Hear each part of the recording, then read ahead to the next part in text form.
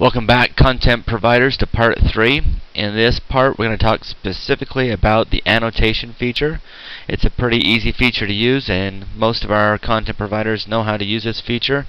But just by way of review, we'll go into this feature right now and just give you a little demo. So we're in my video section. We're going to click on the annotation button.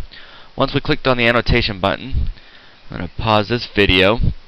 We can see it's broken up into two sections: the video as well as the editing section. Now we're going to add an annotation, and we have a couple choices. We have the add speech bubble choice, the note, or the spotlight. And today, and just for your information, most advertisers are going to use the note annotation. Okay? So I'm going to click on the note annotation. I'm going to move my screen over to show the window, to show you what's happening.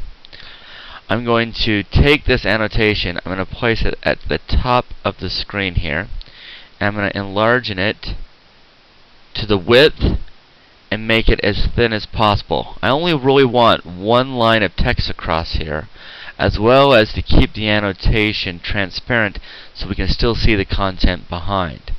I'm now going to place my call to action from my advertiser in this window. So I just copied and pasted that message, call to action, which is basically requesting them to click on the annotation to go to one of their content pieces. And in order to do that, I need to add a hyperlink, which is going to be a link. So I'm going to click on this link. And as you can see, there's several link types. We're only going to typically be using the video type on the linking. I'm going to paste my URL here. Just an FYI, we won't be using any URLs that let us link outside of YouTube because YouTube doesn't allow it.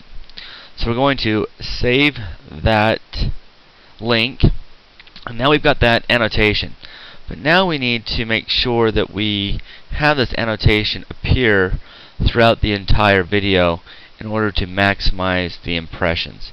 So we're going to take this arrow here, I'm going to expand it to the entire duration.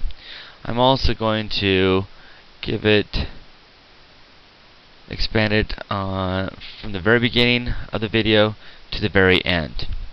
Okay, so the annotation's there, the link is there, we've got it for the full timeline. Now I'm going to move my window here to see what's going on. As we were editing it, you can see it added this annotation here for us. It's got the entire duration, so we can edit the duration here, or we can even edit the annotation here as well. And now I'm going to publish the annotation.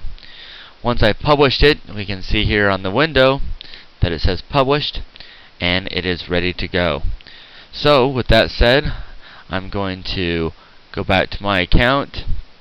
If I go back into my account, under my videos, and I go into the particular video, click on it, and get this window sized right, you can see the new annotation feature there as well. You can see it's transparent, you can still see the content behind it, and it is only one line. So that's an example of how the annotations will work, and if you have any questions, we can help answer those in more detail later on. Thank you very much.